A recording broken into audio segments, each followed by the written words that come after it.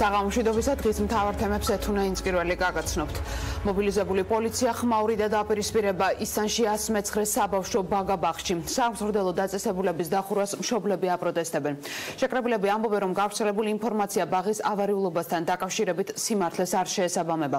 ადგილზე იმყოფებიან ბაგა-ბაღის პედაგოგები, მშობლები და პოლიტიკოსები. ლუკა ხაჩიძე გვერდება პირდაპირ ეთერში. ლუკა, რატომ ხურავენ 109 ბაგა-ბაღს და რა ხდება ამ დროისთვის? განიმუხტა თუ არა სიტუაცია ადგილზე?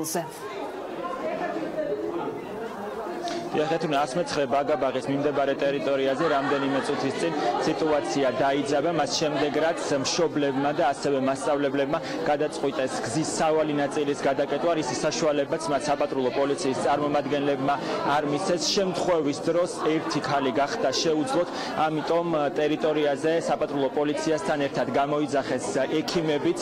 ოფიციალური ინფორმაციით ბაგა-ბაღის დემონტაჟის გადაწყვეტილება ბაგა-ბაღების მართვის სააგენტომ მას შემდეგ მიიღო, რაც მათ სამხარაულის ექსპერტიზის ეროვნული ბიუროდან მიიღეს დასკვნა, რომლის მიხედვითაც ის დაზიანება, რომელიც აღენიშნება აღნიშნულ ბაგა-ბაღს, შეფასდა მეორე მესამე კატეგორიით, რაც გულისხმობს იმას, რომ ბაგა-ბაღში უნდა შეწყდეს სააღრძლო პროცესი. აღნიშნულ ინფორმაციას კატეგორიულად ეწინააღმდეგებიან მშობლები და მასწავლებლები. ისინი აცხადებენ, რომ ბოლოს რემონტი აღნიშნულ ბაგა-ბაღს ჩაუტარდა 2016 წელს. მშობლები და მასწავლებლები მიუთითებენ, რომ სავარაუდოდ ინვესტორი არის დაინტერესებული აღნიშნული ტერიტორიით და რომ აღნიშნულ ტერიტორიაზე ცოტა ხანში მრავალსართულიანი კორპუსი ან სასტუმრო აშენდება.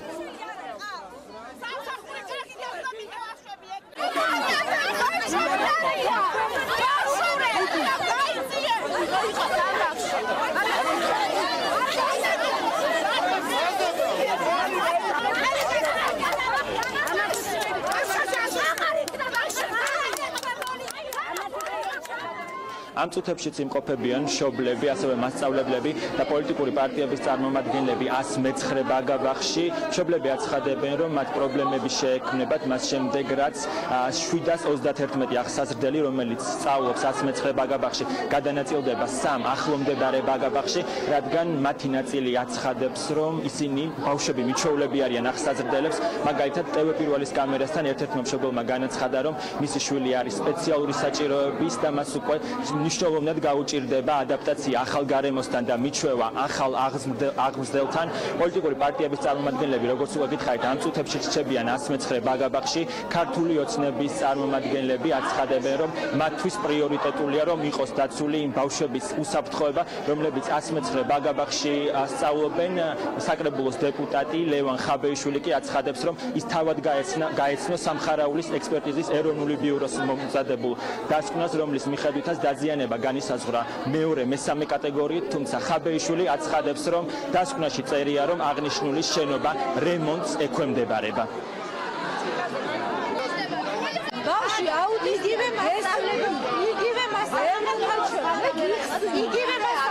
მომცემ იმის შანსს, რომ მებატარო სადღაც მე არ მაქვს მაგის საშუალება. მეც იგივე მასწავლებელთან, იგივე ჯგუფში და შოუს. არა, გავიტყოლის წინათ მანქანას გამომიგზავნი მებატარო ბავშვი. დაგვიდნენ, რომ მხოლოდ გაამაგრებენ და არ დაანგრევენ, სექტემბერში დაგვაბრუნებენ და როდის გამაგრდა ეტაპობრივად რემონტები კეთდებოდა ზაფხულში, მაგრამ ასე ერთბაშად ყველასთვის მოულოდნელი იყო ამ ბაღის დანგრევა. 20 ჯგუფიანი ბაღია. მთელი მოსახლეობა აღდგება ამ ბაღს ადავინ არ დაანგრევინეს. ნორმალური და ადეკვატურია იმ ქვეყანაში, სადაც ჩვენ ცხოვრობთ. არ გაგვიკვირდეს თუ ხვალ აქ ახალ მაღალსართულიან კორპუსს ააშენებენ. ამიტომ მნიშვნელოვანია სამხარაულის ექსპერტიზაში რაც წერია, რომ ეს არარენტაბელურია, ექვემდებარება გამაგრებას, გაამაგრონ ბატონო. და მეორე ამბავი, როცა ამბობენ, რომ ავარიულია შენობა, არ დაქვავიწეს წელიწად ნახევრის წინ თავად გაარემონტეს.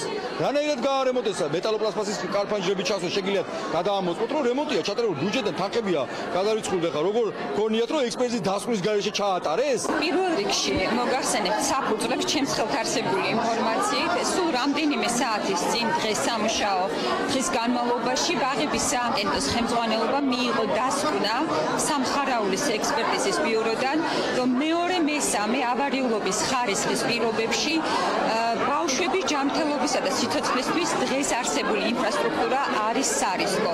ბუნებრივია სააგენტოს შეუძლია ერთადერთი მართებული გადაწყვეტილების მიღება ამ ეტაპზე, რომ შეჩერდეს სასწავლო პროცესი და ბავშვების და პედაგოგების ინტერესების გათვალისწინებით მოხდეს მაქსიმალურად გადანაწილება დარჩენილი სასწავლო პერიოდის მანძილზე. მშობლები და მასწავლებლები დაშლას არ აპირებენ, ისინი ქალაქ თბილისის მერთან კახა კალაძესთან ითხოვენ შეხვედრას. მადლობა 109 ბაგაბაღის მიმდებარე ტერიტორიიდან ლუკა ხაჩიძე გვერდთვებოდა.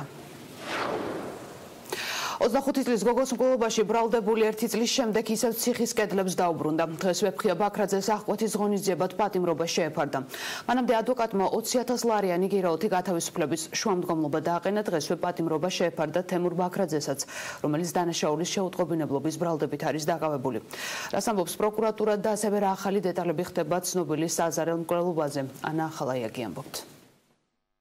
25 წლის თამარ გამრეკელაშვილის მკვლელობაში ბრალდებულ მამინაცვალს აღკვეთის ღონისძიების სახით სასამართლომ პატიმრობა შეუფარდა. პირველმა ინსტანციამ დაცვის მხარის შუამდგომლობა 20,000 ლარის ოდენობის გირაოს სანაცვლოდ ბრალდებული ვეფხია ბაქრაძე გათავისუფლებულიყო არ დააკმაყოფილა და სრულად გაიზიარა სახელმწიფო ბრალდების პოზიციები. პროკურატურა ამბობს, რომ ბაქრაძეს თავიდანვე განზრახული ჰქონდა თაკო გამრეკელაშვილის მოკვლა და წინა საღამოს სწორედ მას დაემუქრა. იოსებ ხუციშვილის განმარტებით მოკლული წინააღმდეგი იყო, რომ დედამისი ვეფხია ბაქრაძეს შერიგებოდა და მკვლელობის მოტივი სწორედ ეს გარემოება გახდა. სატელეფონო კომუნიკაცია შედგა მათ შორის და სატელეფონო უშუალოდ გარდაცვლილსა და ბრალდებულ შორის. საძაბულობა იყო მათ შორის იმიტომ, რომ გარდაცვლილი ხელს უშლიდა მათ ურთიერთობას კონკრეტულად იმ კუთხით, რომ დედამისი ეუბნებოდა, რომ არ შერიგებოდა მოძალადეს. გარდაცვლილს ჰქონდა უშუალოდ მისი დედის ტელეფონი თან, თავისივე ტელეფონზე რო დარეკა, გაცვალეს ტელეფონები ერთმანეთში, თავისივე ტელეფონზე რო დარეკა, იმ გარდაცვლილის ტელეფონზე უპასუხა ბრალდებულმა და შესაბამისად დაზარალებული რომ იხვდა, რომ უკვე რაღაცაში იყო საქმე, იკითხა, რომ შე რატო პასუხობ ამ ტელეფონზეო და მან უპასუხა, რომ თაკო მიწაშიაო. კიდევ ერთი გარემოება, რომელზეც ყურადღებას პროკურატურა ამახვილებს, შემთხვევის ადგილიდან ამოღებული სითხეა. ბრალდებულის მტკიცებით ეს ბენზინია, რომელიც გარდაცვლილის სახლში მან თაკო გამრეკელაშვილის დედის ნათია გობაძის ტანსაცმლის დასაწვავად მიიტანა. ამ ვერსიას გამოძიება არ ენდობა. შოთაძის უწყება ფიქრობს, რომ დამნაშავე დანაშაულის დაფარვას ცდილობდა. სახლიდან ამოღებული არის თხევადი ნივთიერება. ბრალდებულის განმარტებით ის არის ბენზინი, თუმცა ამ ეტაპზე ჩვენ არ შეგვიძლია დაზუსტებით მას სანამ ექსპერტიზის დასკვნას არ მივიღებთ. მისი განმარტებით უნდა დაეწვა დაზარალებულის დედის, ანუ უშუალოდ გარდაცვლილის დედის ტანისამოსი. ბრალდებული დანაშაულს აღიარებს, თუმცა წარდგენილ ბრალდებას არ ეთანხმება. ვეფხია ბაქრაძე არ მიიჩნევს, რომ 25 წლის გოგო დამამძიმებელ გარემოებებში მოკლა. როგორც ბაქრაძის უფლებადამცველი ამბობს, ბრალდებულის მტკიცებით, შემთხვევის დროს მკვლელობის ადგილზე თამარ გამრეკელაშვილის მცირეწლოვანი შვილები არ იმყოფებოდნენ. ფაქტს აღიარებს, თუმცა მაკვალიფიცირებელ გარემოებას, დამამძიმებელ გარემოებას არ აღიარებს. დამამძიმებელი გარემოება არ იყო ორი არასრულოვანი შვილის თვალწინ, რომ ყელი გამოჭრა გოგოს? არ აღიარებს. ამართლებს რამის საქციელს ბატონ ლევან? მის პოზიცია არის შემდეგი, რომ როგორც ვიცით, ჩვენ განსაკუთრებული სისასტიკით იმიტომ დააკვალიფიცირა გამოძიებამ, რომ მათი ვერსიით არსებობდნენ არცვლოვანი შვილები. გარდაცვლილის. მისი განმარტებით აღნიშნული კვალიფიკაციას არ ეთანხმება. ახალგაზრდა ქალის მკვლელობაში ბრალდებული ვეფხია ბაქრაძე დამნაშავეა, ამბობს ბაქრაძის შვილი, რომელიც სასამართლო პროცესს ესწრებოდა. რა მოტივით ჩაიდინა მამამ სასტიკი მკვლელობა, ამ კითხვაზე პასუხი დღეს ლიკა ბაქრაძემ ვერ მიიღო. იმით ვარ დღეს გამწარებული, მე რომ ჩემი დის მამის მკვლელი ვარ. მკვლელის შვილი ვარ. დამნაშავე რა თქმა უნდა არის და უნდა დაისაჯოს უმკაცრესა და ყველან არანაირი გასამართლება ამ ყველაფერს არ აქვს, იმიტომ რომ თაკო რაც არ უნდა ჩარეულიყო, თაკოსთვის ეს არ უნდა გაეკეთებინა, მე მაგას ვიტყვი ყოველთვის, უბრალოდ მე მაინტერესებს ეს რატომ გააკეთა. რა მიზეზმა მიიყვანვა ეს კაცი ამ აფექტურ მდგომარეობაში, როცა ვიგებ მეორე დღესვე საღამოს, რომ ერთად იყვნენ, იქორწინეს კიდეს და მეორე დღეს საჩივარს უწევს შემაკავებელს, რომ მაიძულებდაო, აი ეს ყველაფერი მინდა რომ გავიგო. აღკვეთის ღონისძიების სახით პატიმრობა მკვლელობაში ბრალდებული ვეფხია ბაქრაძის გარდა დღეს სასამართლომ დანაშაულის შეუტყობინებლობაში ბრალდებულ თეიმურაზ ბაქრაძესაც შეუფარდა. ბაქრაძის ინტერესების დამცველი პირველი ინსტანციის გადაწყვეტილების გასაჩივრებას გეგმავს. ოთარ ხურციძე ამბობს, რომ თავდაპირველად მისი დაცვის ქვეშ მყოფმა ნათესავის დანაშაულის შესახებ არაფერი იცოდა, რადგან ვეფხია ბაქრაძე მასთან სისხლიანი ტანსაცმლით მივიდა და უთხრა მხოლოდ ის, რომ ნასვამი თხრილში ჩავარდა. თეიმურაზ ბაქრაძე თავიდან ნამდვილად არ იცოდა აღნიშნული დანაშაულის შესახებ, მას ტელევიზორშიც არ ჰქონდა ნანახი. ფაქტიურად დაკავებამდე 1-2 საათით ადრე უკვე მისთვის გახდა ეს ცნობილი და მან დაკავების შემდეგ ყველანაირად ითანამშრომლა გამოძიებასთან. როდესაც მივიდა ვეფხია ბაქრაძე სისხლიანი ტანსაცმლით მის საცხოვრებელ სახლში, თემურ ბაქრაძემ არ იკითხა რა. რა თქმა უნდა, კითხა და პასუხი იყო, რომ სვავდა მეგობართან და სადღაც თხრილში ჩავარდა ნასვამ მდგომარეობაში. 13 აპრილს ბარნოვის ქუჩაზე მოკლული თამარ გამრეკელაშვილის საქმეზე წინა სასამართლოს ხდომა 6 ივნისს ჩაინიშნა. სასამართლო პროცესებს მხარეებთან ერთად საქართველოს ახალგაზრდა იურისტთა ასოციაციაც დაესწრება. საია საქმეში გარდაცვლილის დედის ნათია გობაძის ინტერესებს დაიცავს და შეეცდება დაადგინოს, რამდენად ეფექტური იყო სამართალდამცველი ორგანოების რეაგირება მოძალადის მიმართ სასტიკი დანაშაულის ჩადენამდე. ბარნოვის ქუჩაზე მომხდარ მკვლელობაში ბრალდებულის ვეფხია ბაქრაძის შეწყალების შემდეგ კიდევ ერთი სკანდალური საქმე ხდება ცნობილი. საუბარია პრეზიდენტის მიერ ძალადობრივ დანაშაულში მხილებულ კიდევ ერთი პირის შეწყალებაზე, თუმცა ამ შემთხვევაში შეწყალებული პირის საქმის განხილვა სააპელაციო სასამართლოში ისევ მიმდინარეობს და შესაბამისად მის მიმართ მეორე ინსტანციას საბოლოო განაჩენი არ გამოუცხადებია.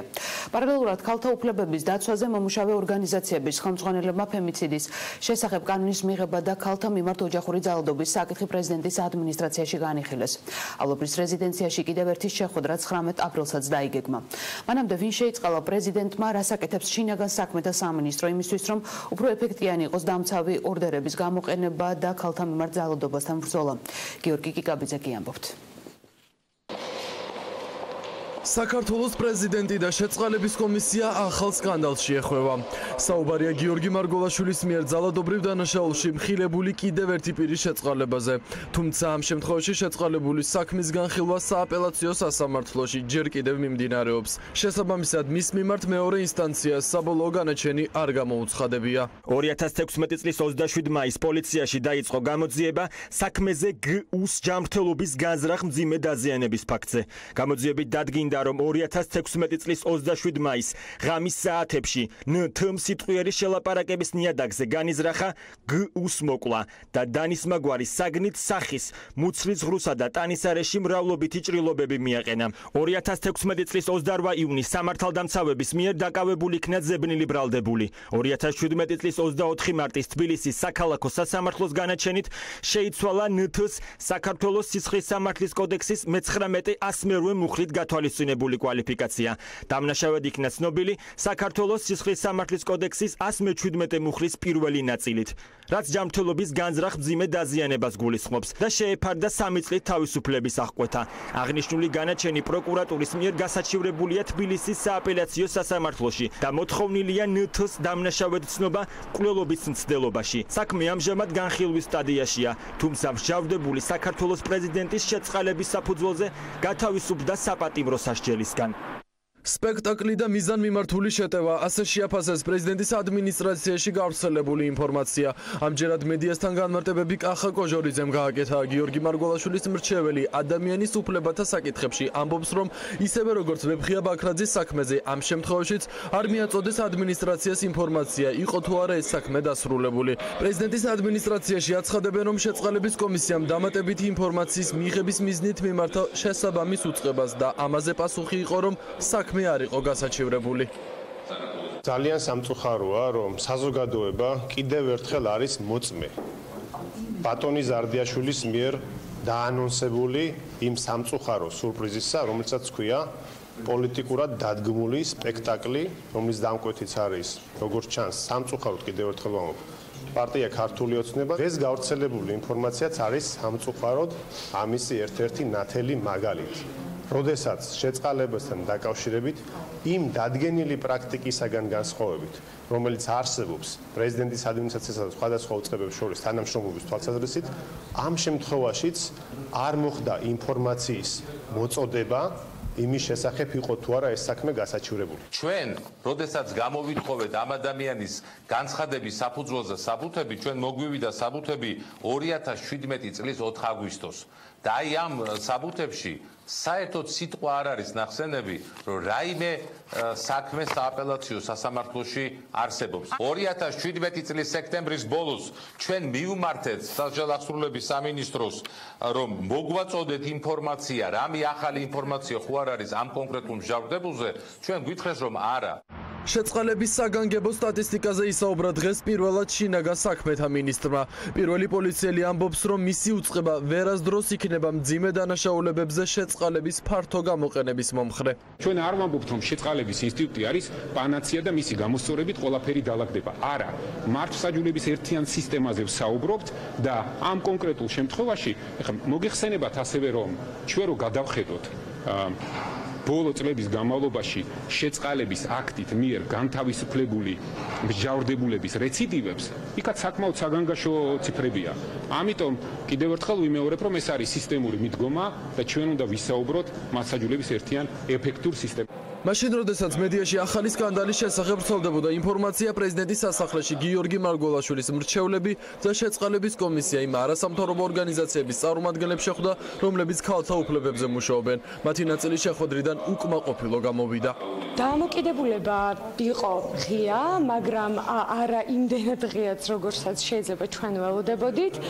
გამოიკვეთა მთელი რიგი პრობლემები, ბევრი ცნების შესახებ მათ ინფორმაცია არ აქვთ, ფემიციდის განსაზღვრება, ის თუ როგორ შეიძლება დაიზღვიან თავი რეციდივისგან. შეხვედრაზე გაჟღერდა კომისიის წევრების და თავმჯდომარის პასუხისმგებლობის საკითხი ერთ-ერთი დამსწრეთაგან, მაგრამ ჩვენ ხვდებით იმასაც, რომ პასუხისმგებლობის საკითხი დიდად არ შეცვლის მოცემულობას. არგი იქნება ყველასთვის, მათ შორის პირველ რიგში საზოგადოებისთვის და შემდეგ უკვე თვითონ კომისიასაც და პრეზიდენტსაც გავადვილებს მუშაობას, თუ იქნება გაწერილი კრიტერიუმები, რომლის მიხედვითაც შეფასდება თითოეული საქმე და რისკების შეფასებაც გარკვეულწილად სწორედ ამ კრიტერიუმებზე დაყრდნობით მოხდება.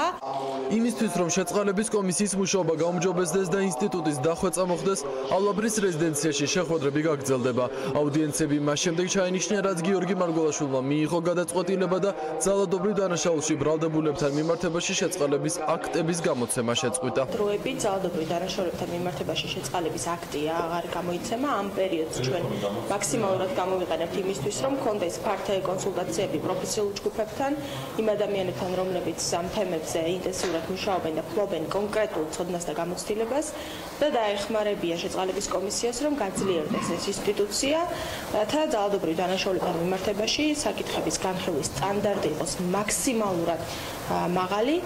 ნიკოლოზ თავაძის პროცესი სააპელაციო სასამართლოში ხვალ გაიმართება, სადაც მთავარ კითხვაზე პროკურორს მოუწევს პასუხის გაცემა. იცოდა თუ არა ფაქტის შესახებ შეწყალების კომისიამ. პარალელურად შეხვედრა 19 მაისს ჩაინიშნა. გიორგი მარგველაშვილის შეწყალების კომისიის წევრებთან ერთად სასჯელ აღსრულების მინისტრს კახა კახიშვილს უმასპინძლებს. პატიმართა შეწყალება და ბარნოვის ქუჩაზე მომხდარი მკვლელობა მორიგი დაპირისპირების მიზეზი გახდა პრეზიდენტსა და უმრავლესობას შორის ამჯერად ოცნების პოზიციებს ევროპული საქართველოს იზიარებს. პარლამენტიდან ალვაბრის რეზიდენციაში და პირიქით გადაძახილები ურთიერთბრალდებებით გრძელდება. პრეზიდენტის მრჩეველი პოლიტიკურ საკითხებში ბიქრია ჩიხრაძეს მიაჩნია, რომ ქართული ოცნების და ევროპული საქართველოს დეპუტატები პოლიტიკურად იყენებენ იმ ტრაგედიას, რომელიც 13 აპრილს თბილისში მოხდა. რას პასუხობენ პრეზიდენტის ადმინისტრაციას უმრავლესობა უმცირესობაში დაპირისპირებული მხარეების პოზიციები ნახეთ რუსტან ჯაბანიშვილის სიუჟეტში. პრეზიდენტსა და საპარლამენტო უმრავლესობას შორის მორიგი დაპირისპირება ამჯერად გიორგი მარგველაშვილის შეწყალების აქტმა გამოიწვია. ქართულ ოცნებაში კითხვები აქვთ, რატომ შეიწყალა პრეზიდენტმა ვეფხია ბაქრაძე, რომელიც ახალგაზრდა ქალის შვილების თანდასწრებით მკვლელობაშია ბრალდებული.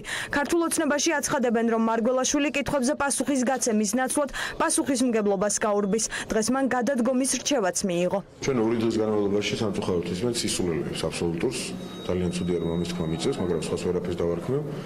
იმ განცხადებებს, რაც მათი მხრიდან 2 დღის განმავლობაში პერმანენტულად ყოველ 2 საათში ისმის, დღესაც ამის გაგრძელება იყო და ეს არის მცდელობა, რომ რამენაირად პრეზიდენტის პასუხისმგებლობა ამ შეწყალებასთან დაკავშირებით გადაიტანოს სხვა კონტექსტში. შეწყალების გამოყენების მასშტაბებს საქართველოში აქვს ძალიან დიდი, ასე ვთქვათ, მასშტაბი. მგონია სწორი ყურადღების გადატანა ამ ფორმით იმ ძალიან ძიმე და პრობლემური საქმიდან და მკვლელობიდან, რომელიც რამდენიმე დღის წინ მოხდა. პირველად პრეზიდენტის წინააღმდეგ ერთ პოზიციაში აღმოჩნდნენ ქართული ოცნების და ევროპული საქართველოს წევრები.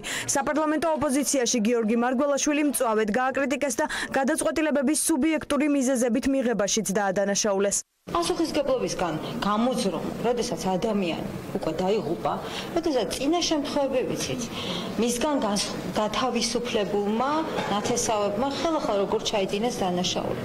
ამ შემთხვევაში არ არის ლამაზი, რომ გამოძრე პასუხისგებლობისგან. ეს კიდევ უფრო უთავმოყარო საქციელია, ვიდრე მაგალითად, როდესაც კონსტიტუციას ხელი მოაწერა. უმრავლესობის და უმცირესობის მწვავე განცხადებები უპასუხოდ არ დაუტოვებიათ პრეზიდენტის ადმინისტრაციაში. ის რაც ადმინისტრაციის უფროსმა განაცხადა, დღეს პრეზიდენტის მრჩეველმა გაიმეორა.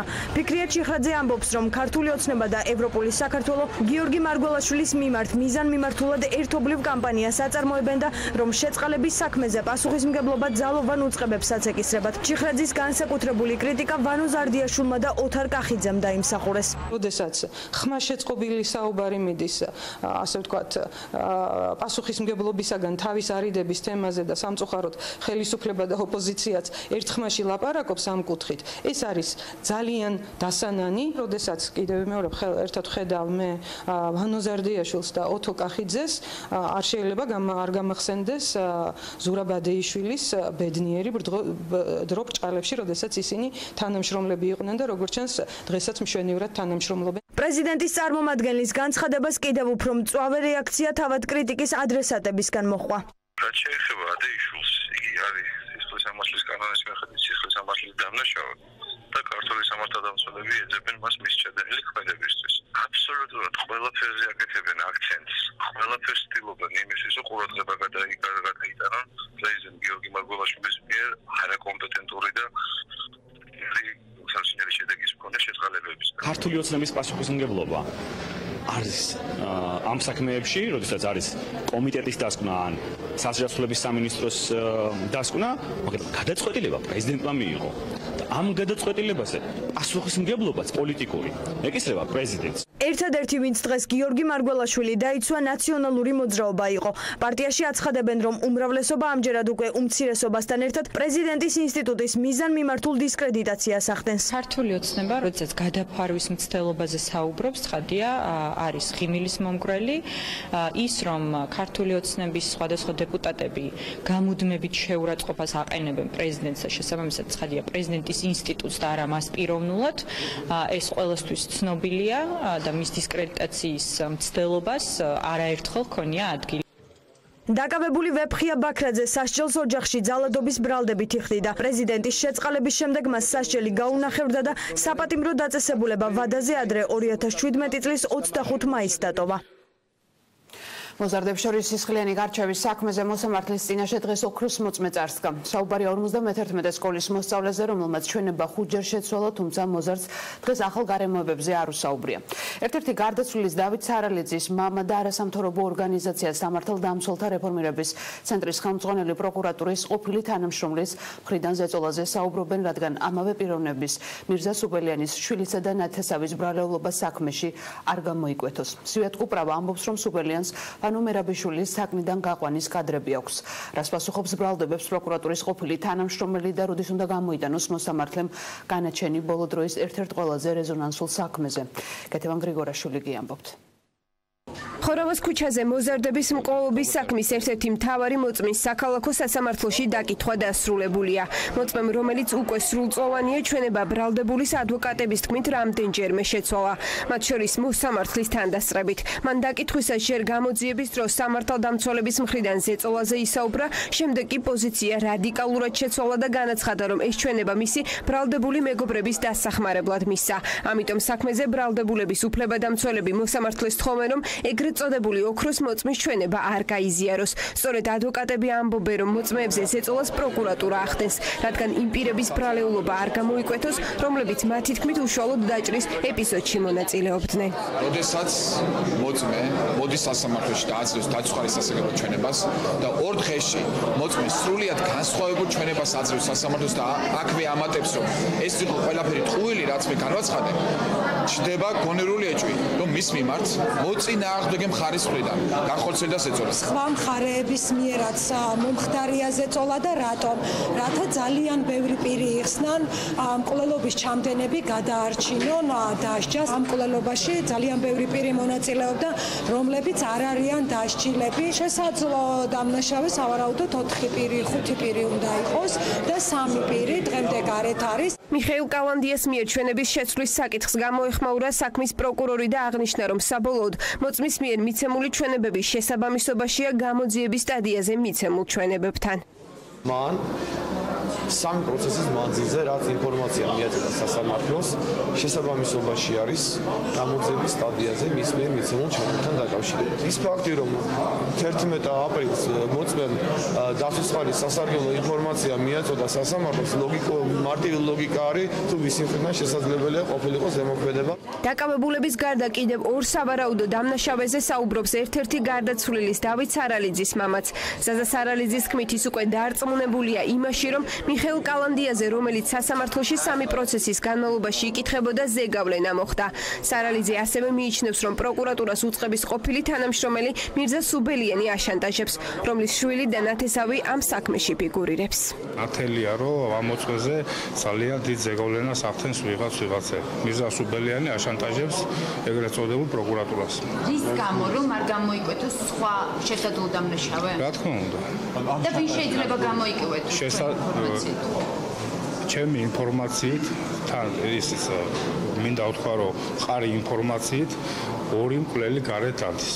ერთ-ერთი არის უკვე დაკითხული მოწმე. პროკურატურა არის მირზა სუბელიანის შანტაჟის მსხვერპლი. ასე ხსნის მოწმეების მიერ ჩვენებების ცვლას არასამთავრობო ორგანიზაცია სამართალდამცველთა რეფორმების ცენტრის ხელმძღვანელი. ზვიად კუპრავა ამბობს, რომ საშელახსრულების სამინისტროს გენერალური ინსპექციის ყოფილ უფროს მირზა სუბელიანს ვანო მერაბიშვილის ციხიდან გაყვანის კადრები აქვს და სწორედ ამით ახდენს შოთაძის უწყების შანტაჟს.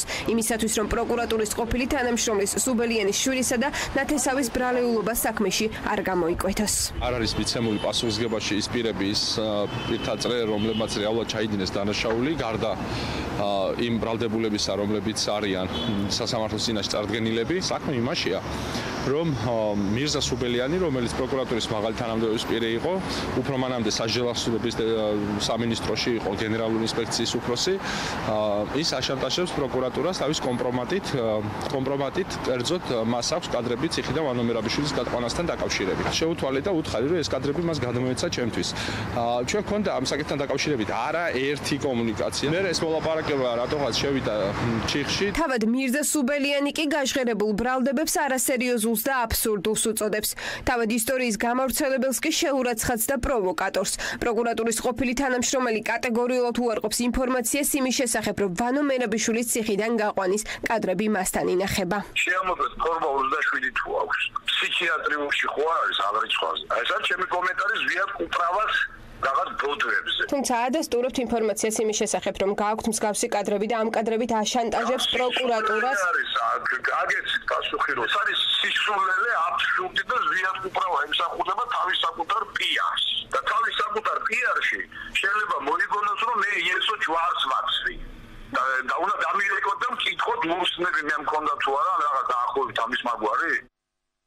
საქალაქო სასამართლოში ხორავას ქუჩაზე მოზარდების მკვლელობის საქმეზე სასამართლო პროცესები ივნისის დასაწყისში უნდა დასრულდეს. სწორედ ეს პერიოდი აქვთ ბრალდებისა და დაცვის მხარეებს საკუთარი სიმართლის დასამტკიცებლად. საქმეზე დასაკითხი კიდევ რამდენიმე მოწმეა, მათ შორის 2 მნიშვნელოვანი, რომლებიც ხორავას ქუჩაზე მოზარდების მკვლელობას უშუალოდ შეესწრნენ. და საქართველოს შემდეგ რა ხდება ქვეყნის ფარგლებს გარეთ ხალხმრავალი საპროტესტო გამოსვლების ფონზე სომხეთის პარლამენტმა ქვეყნის პრემიერ-მინისტრად ყოფილი პრეზიდენტი აირჩია. სერჟ სარქსიანი, რომელიც სომხეთს აქამდე 10 წლის განმავლობაში მართავდა ახალი სტატუსით, მაგრამ ძველი უფლებებით კვლავ ქვეყნის მმართველად დარჩება. პარალელურად სომხეთი ხავერდოვანი რევოლუციის მოლოდინშია. ოპოზიციური პარტიების და მოსახლეობის ნაწილს გენერალური პროკურატურისა და რამდენიმე სამინისტროს შენობები დილიდან ბლოკირებული ჰქონდათ. არიან დაკავებულებიც. რა ხდება ჩვენს მეზობელ სომხეთში? ერევანში მიმდინარე მოვლენები ნახეთ ჩვენ სიუჟეტში. სომხეთს ახალი პრემიერ-მინისტრი ჰყავს. ქვეყნის ყოფილ პრეზიდენტს სერჟ სარქსიანს მთავრობის მეთაურის პოსტზე მხარი 77-მა დეპუტატმა დაუჭირა. წინააღმდეგი მხოლოდ 17 იყო.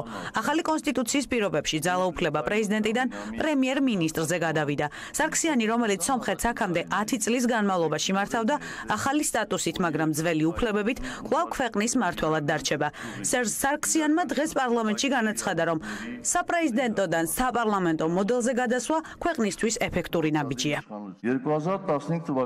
ბოლო თვეებისა და დღეების განმავლობაში ჩვენ ახალი კონსტიტუციის ამოქმედების მოწმეები ვართ. ჩვენ ახალი საწყისის მონაწილეები ვართ. ჩვენ გადავდივართ დინამიკურ განვითარებაზე. თუ ადრე საპრეზიდენტო და ნახევრად საპრეზიდენტო მოდელებს ალტერნატივა არ ჰქონდა, დღეს საპარლამენტო სისტემის ეფექტურობა აშკარაა. პარლამენტის შენობას კი მთელი დღის განმავლობაში სარქსიანის მოწინააღმდეგებისგან პოლიცია იცავდა. ერევნის ქუჩებში მასობრივი გამოსვლები მეოთხე დღე აგრძელდება. ოპოზიცია და მათი მხარდამჭერები სარქსიანს ძალაუფლების უზურპაციაში ადანაშაულებენ. ქუჩაში გასული ოპოზიცია კი ახალ განცხადებებს და მოწოდებებს აკეთებს. ოპოზიციის ლიდერმა ნიკოლ პაშინიანმა გუშინ მოქალაქეებს დაუმორჩილებლობისკენ მოუწოდა. დღეს კი სომხეთში ხავერდოვანი რევოლუციის დაწყების შესახებ განაცხადა და მხარდამჭერებს სახელმწიფო დაწესებულებების ბლოკირებისკენ მოუწოდა. ადგილობრივი მედიის ინფორმაციით ამ დროისთვის ერევანში მიმდინარე საპროტესტო აქციის მონაწილეები გენერალური პროკურატურის საგარეო საქმეთა, განათლებისა და მეცნიერების, კულტურის, დიასპორის, ტრანსპორტის სამინისტროების შენობებთან იმყოფებიან. ნიკოლ პაშინიანი თავის მომხრეებს მოუწოდებს სახელმწიფო დაწესებულებების ყველა შესასვლელი გადაკეტონ. პოლიცია მიტინგის შეწყვეტა მოგთხოვა. წინააღმდეგ შემთხვევაში კი დაშლით დაგვემუქრა. თუმცა ჩვენ სხვაგვარად მოვიქცევით. მსვლელობას გაუმართავდა სახელმწიფო უწყებების ფუნქციონირების პარალიზებას მოვახდენთ. იქ, სადაც შესვლა შევძლებთ შევალთ და მჯდომარე საპროტესტო აქციებს გაუმართავთ. სადაც ვერ შევძლებთ დავსხდებით შენობების წინ და შენობაში შესვლის საშუალებას არავის მივცემთ. შენობიდან კი მხოლოდ იმ პირობით გამოუშვებთ, თუ მიტინგს შემოუერთდებიან. პოლიციამ დაკავებები დილიდან დაიწყო. ბოლო მონაცემებით 80-ზე მეტი მომიტინგეა დაკავებული. ისინი პოლიციის განყოფილებებში არიან გადაყვანილები. პოლიციასთან შეტაკებების შედეგად არიან დაშავებულებიც. ბოლო დღეღამის განმავლობაში სამედიცინო დაწესებულებებს 40-ზე მეტმა ადამიანმა მიმართა, რომელთაგან 6 პოლიციელი იყო. და კვლავ საქართველოს მორიგი გადაცება საოკუპაციო ხაზიდან რუსმა ოკუპანტებმა გორის რაიონის სოფელ ფლავისმანიდან კიდევ ერთი მოქალაქე გაიტაცეს. თამაზი ლურიზე გელა გიუნაშვილთან ერთად პირუტყს მწყემსავდა, რა დროსაც შეერაღებული პირები გამოჩნდნენ. თანასოფლელმა გაქცევა მოახერხა და მომხდარის შესახებ პოლიციას აცნობა. გიუნაშვილი უკვე გამოკითხეს სამართალდამცველებმა. ადგილობრივის თქმით, ოკუპირებული ტერიტორიიდან გადმოსულ პირებს ავტომატური ცეცხლსასროლი არაღების გარდა უმბარ მტკორცნიც ჰქონდათ. მომხდარის შესახებ ინფორმირებულია საქართველოში ევროკავშირის სადამკვირვებლო მისია და ამოქმედებულია ცხელი ხაზი. საძოვარი იყო, საძოვარზე. ეძროხები ყავდათ სანახილო. კი, თავს მიეპანენ. ეგრეთ წოდებული ოსი მესაზღვრეები. ჩუმად მიეპანენ და დაიყვანეს, გაიტაცეს ერთი და მეორე თამსუშველა გამოიქცა. ნაშვილმა გვითხრა, ჩამოვიდა, გამოიქცა და სოფელმა შეატყობინა. სოფლის მოსახლეობას ესეთი ფაქტია. გავიდნენ ბიჭები მისახმარებლად, მაგრამ იმათ შეერაღებულები იყვნენ და იარაღებით მოუშვიდეს იარაღები და გაფრინდნენ და წავიყვანეს ის ბიჭი და ესენი არ შეიძლებოდა ხლა. სარიალახელებით იარაღის და ამ ფონზე როგორ აადვილებენ ჩვენი სისუსტეები რუსულ გავლენას. საქართველოს რეფორმების ასოციაციამ ამ სახელწოდებით კვლევა ჩაადარა. ორგანიზაცია ეკონომიკის, პოლიტიკისა და საზოგადოების და საგარეო პოლიტიკის სფეროებში არსებულ სისუსტეებს დააკვირდა და მოსახლეობაში რუსული გავლენების შეღწევადობის ინდექსი განსაზღვრა. კიდევ რა სისუსტეებზეა საუბარი დოკუმენტში, ლუკა ხაჩიძე გიამბობთ. Როგორ მოქმედებს საქართველოში რუსული რბილი ძალა, რომელიც ქართულ საზოგადოებაში, ეკონომიკაში, პოლიტიკასა და თავდაცვის კუთხით არსებული სისუსტეებით საზრდოობს. საქართველოს რეფორმების ასოციაციამ საქართველოში რუსული პროპაგანდის გავლენა გაზომა და კვლევა გამოაქვეყნა. დოკუმენტის მიხედვით პოლიტიკის კუთხით სერიოზულ სისუსტედ ფასდება მართველი პარტიის არა ერთი იდეის, არამედ ერთი პერსონის გარშემო გაერთიანება. ამგვარი ტიპის სისუსტეები ახასიათებს, სისუსტე და მოწყვლადობა ახასიათებს სწორედ სახელმწიფო პარტიასაც, ეს ერთობა ერთ დღეს შეიძლება დაიშალოს ხოლმე, ხო? ანუ პოლიტიკური სტაბილურობის, ასე ვთქვათ, პოლიტიკური სტაბილურობისათვის რისკებს შეიცავს. კვლევაში კიდევ ერთ სისუსტედ საბჭოთა კავშირის მიმართ საზოგადოების ნაწილის სენტიმენტები სახელდება. კვლევის ავტორი რუსული პროპაგანდის ერთ-ერთ ილუსტრაციად ქვეყანაში რადიკალური ჯგუფების გააქტიურებას ასახელებს. ეს ჯგუფები კიდევ და კიდევ უფრო ხშირად ცდილობენ, რომ ეგრეთ წოდებული მეინსტრიმიზაცია გაუკეთონ ჩვენს პოლიტიკურ დისკურსს, ვიხილეთ შემთხვევები, როდესაც სწორედ მათი მოთხოვნების შედეგად გარკვეული საკანონმდებლო ცვლილებებიც კი განხორციელდა. იგივე მიწის მიყიდვის აკრძალვა, იგივე ქორწინების განმარტება კონსტიტუციაში. კრემლი ახერხებს იმას, რომ ჩვენს სტრუქტურულ პრობლემებს და სისუსტეებს იყენებს ძალიან კარგად. საქართველოში პრორუსული მედია საშუალებების გააქტიურებასა და კრემლის დღის წესრიგის გავრცელებას კვლევაში ცალკე ადგილი ეთმობა. ნატოსა და ევროკავშირის შესახებ დეზინფორმაციის გავრცელებას მედიის ექსპერტები რუსული პროპაგანდით ხსნიან და ამ კონტექსტში ქართულ ბაზარზე NTV+-ის შემოსვლას აკრიტიკებენ. საქართველოს ახალგაზრდა იურისტთა ასოციაცია NTV+-ისთვის ავტორიზაციის შეჩერებას ითხოვს. პრობლემა არის ის, რომ ხშირად გარკვეული ქართული მედია საშუალებები ავრცელებენ სწორედ კრემლისტურ ნარატივს და საზოგადოებისთვის რთულია მათი გარჩევა, იმიტომ რომ სპუტნიკ საქართველო, რომელიც არის კრემლის მიერ დაფუძნებული მედია საშუალება, მის მიმართ სანდოობა იმთავითვე არ არსებობს, მაგრამ როდესაც ამას შენ გაწოდებენ შეფარულად ეგრეთ წოდებული პროქართული ეთნონაციონალისტური მედიები, ჩნდება გაცდა, რომ ამას არავითარი კავშირი არ აქვს თქვათ პრორუსულ სარედაქციო პოლიტიკასთან. ესეთი ტიპის პროდუქტი საქართველოში კარგი ხანია არსებობს და ერთით მეტი იქნება თუ ერთით ნაკლები კი არ არის პრობლემა. პრობლემა არის აი ამ ზღვა პროპაგანდისტულ საწამლავს, რას უშვებით ჩვენ. ანუ ჩვენ ძირითადი გადაწყვეტილებები გვაქვს მისაღები, ჩვენ არ გაგვაჩნია სამწუხაროდ სტრატეგია, როგორ უპირისპირდებით სხვა მსგავს პროდუქტებს. როდესაც მიმართა NTV+-მა 2016 წელს საქართველოს კომუნიკაციების ეროვნულ კომისიას, იქ ჩვენ ვხედავთ, რომ დართული აქვს საბუთები, ეს არის რუსეთში რეგისტრაციის მოწმობა. ანუ საქართველოში რეგისტრირებული ჯერჯერობით ეს კომპანია არ არის. აქედან გამომდინარე, ვინაიდან კანონი ითვალისწინებს, რომ მხოლოდ საქართველოში რეგისტრირებულ კომპანიას ჰქონდა უფლება, რომ გაიარა ავტორიზაცია, რა თქმა უნდა, ეს საკანონმდებლო ხარვეზია და ეს საკანონმდებლო ხარვეზი უნდა აღმოეპყროს. ქართულ ბაზარზე NTV+-ის შემოსვლის შესაძლებლობა ოპოზიციური პარტიების ახალგაზრდული ფრთის წარმომადგენლებმა კომუნიკაციების ეროვნულ კომისიასთან გააპროტესტეს. ახალგაზრდებმა აქციაზე მარეგულირებლის ხელმძღვანელის კახა ბექაურის გადადგომაც მოითხოვეს. რეალურად მოვითხოვთ და მივმართავთ ხელისუფლებას თხოვნით, რომ გადადგეს ბატონი ბექაური, იმიტომ რომ ეს ადამიანი პასუხს ვერ ცემს ელემენტარული საკუთარი ქვეყნის მოქალაქეებს და NTV-ს პროპაგანდის მანქანისთვის ქვეყნის კარები ღია აღმოჩნდა. საქართველოში არსებული რუსული გავლენების შესახებ ინფორმაცია სახელმწიფო უსაფრთხოების სამსახურის ანგარიშშიც მოხვდა. უწყებამ დაადასტურა, რომ სხვადასხვა ქვეყნის სპეცსამსახურები კვლავ აქტიურად იყენებენ ჰიბრიდული ომის ტაქტიკას, რომლის საშუალებითაც პროპაგანდისტული მედია კამპანიებისა და დეზინფორმაციის კომპონენტების გამოყენებით სასურველი შედეგის მიღებას ცდილობენ. არასამთავრობო ორგანიზაცია სიდას ყოფილი ხელმძღვანელი გამოძიებასთან თანამშრომლობისთვის მზადა. ზვიად დევდარიანი დღეს პოლიციის მთავარ სამმართველოში გამოკითხვაზე იმყოფებოდა. სექსუალურ შევიწროებაში და დანაშაულებული საგამოძიებო უწყებაში ადვოკატთან ერთად 3 საათის განმავლობაში იკითხებოდა. ზვიად დევდარიანი გამოკითხვაზე მოწმის სტატუსით დაიბარეს. უფლებადამცველი ნინო ბარაჩაშვილი კი ამბობს, რომ ხელი გაუთქმელობის შესახებ დოკუმენტს მოაწერა და სხვა დეტალებს ვერ გაახმაურებს.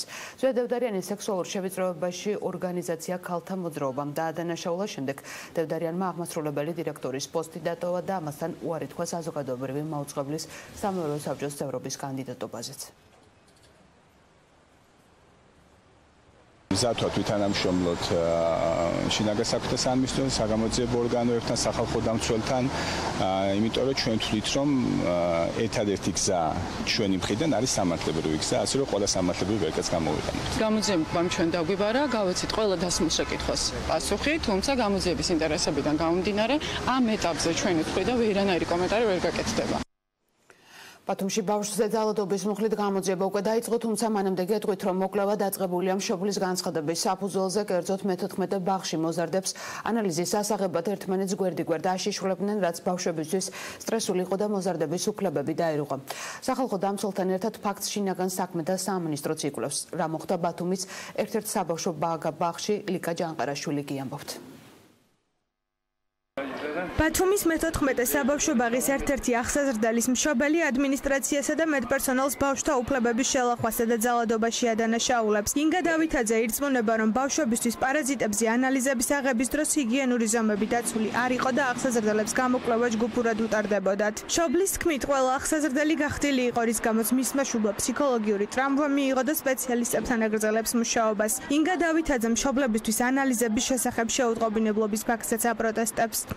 პირველი ის რომ კანონიერი წარმომადგენელი არ ვიყავი ინფორმირებული, მეორე რა ფორმით და რა ვითარებაში უნდა ჩატარებულიყო, ეს არ იყო მიღებული ფორმა და მესამე რომ ჰიგიენა არ იყო დაცული, ეს სამი პრეტენზია. ჩემი შვილის დამშვიდების შემდგომ გვერდით ჯგუფში ვნახე სხვა ბავშვი ჩახდილ მდგომარეობაში, რასაც ესწრებოდა სხვა ბავშვებიც. რომ ყოფილიყავით ინფორმირებული, ან მექნებოდა ნება, ან ვიქნებოდი წინააღმდეგი. და ამისთვის წინასწარ მოვამზადებდი ბავშვს.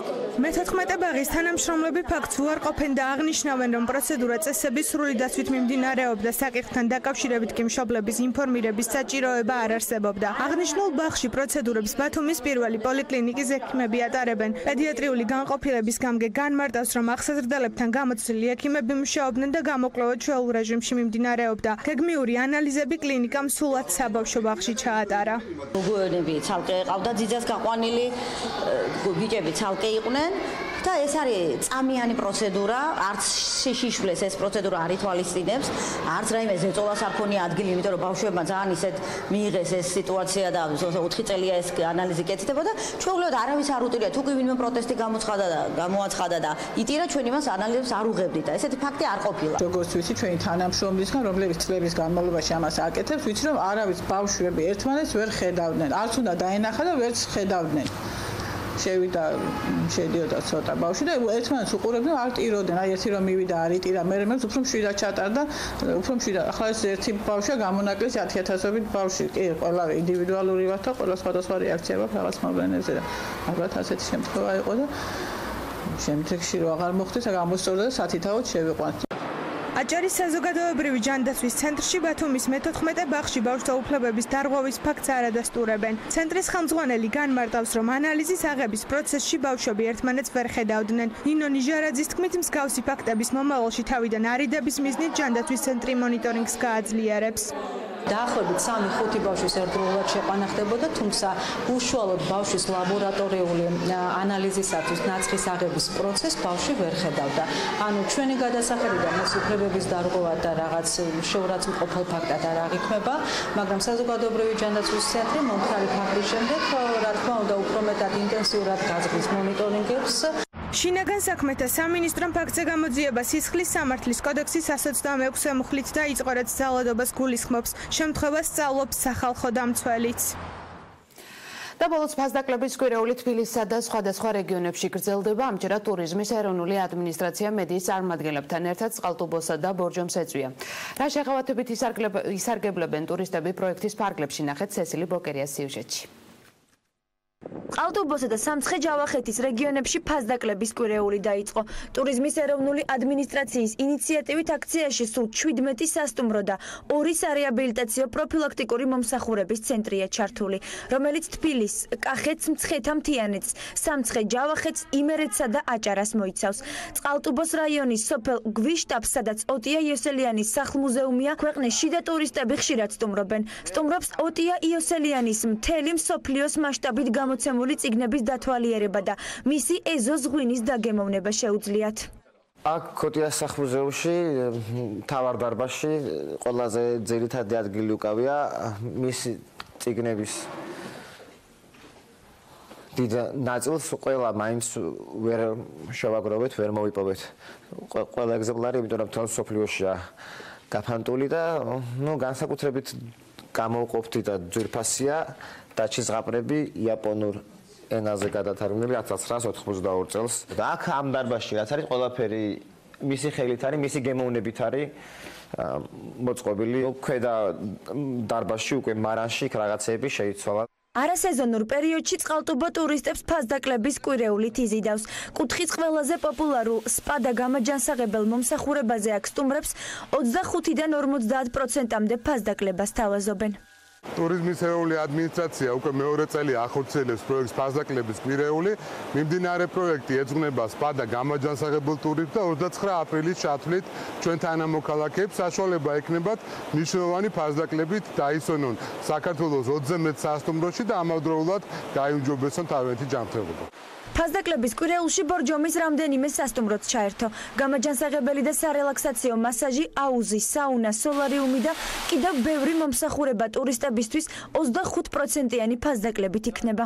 ფასდაკლებას ჩვენ თავაზობთ დაახლოებით 25%-დან 35%-მდე სხვადასხვა პროცედურების სხვადასხვა ფასდაკლება არის. პაში დაახლოებით 60-ზე მეტი სხვადასხვა პროცედურაა და ძალიან ბევრი ტურისტმა შეძლო რომ ეს ჩვენი პროცედურები განსაკუთრებით მინერალური წყალის რაცაც მოიცავს ყველაფერი ესე ვთქვათ საკუთარ თავზე გაეცემს. ფასდაკლების კვირეული პირველ რიგში ძალიან კარგი ინიციატივაა, იმიტომ რომ ძალიან დაგვეხმარა კონკრეტულად ჩვენ სასტუმროს, რომ მეტი ტურისტი მოგვეზიდა და რეგიონი უფრო მეტად გაეცნო, უფრო მეტ სტუმარს. ტურიზმის ეროვნული ადმინისტრაციის ინიციატივით სპა და გამაჯანსაღებელი ფასდაკლებების კვირეული 29 აპრილის ჩათვლით გაგრძელდება.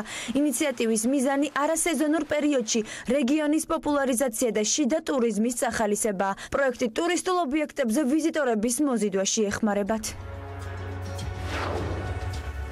მე ამ ინფორმაციით ხვალამდე გემშვიდობებით, ნახვამდის.